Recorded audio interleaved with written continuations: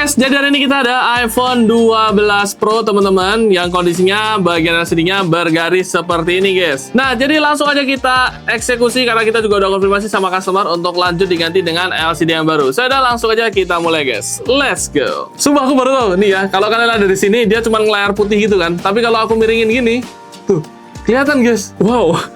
Baru tahu aku guys. Buka baut bawah, lepaskan LCD, buka LCD dan bagian dalam iPhone 12 Pro. Nah guys, sekarang kita mau ganti bagian LCD-nya. Jadi otomatis kita lepasin dulu baut sama seng bagian LCD dan juga bagian sensor data guys. Dan ini dia untuk LCD yang rusak ya teman-teman ya. Ini udah berhasil kita lepaskan. Nah untuk selanjutnya tinggal kita lepasin aja baut sama seng bagian buzzer atas, kemudian kita pindahkan ke LCD yang baru. Oke guys, jadi ini dia untuk LCD barunya sudah berhasil kita pasangkan dan langsung aja kita akan coba ke iPhone 12 Pro-nya dan kita akan coba nyalakan dulu guys. Oke guys, jadi ini dia iPhone 12 Pro-nya setelah kita ganti bagian LCD-nya. Semuanya dalam kondisi normal, touchscreen-nya normal, brightness-nya juga normal guys, mentoknya segini, turunnya segini. Dan aku rasa ini karena sudah normal semua sih, LCD normal, touchscreen-nya juga normal semua. Jadi langsung aja kita rakit kembali iPhone 12 Pro ini teman-teman. Oke, cukup sekian, sampai jumpa di video berikutnya guys. Dan sekali lagi terima kasih banyak buat yang udah ngirim. Thank you.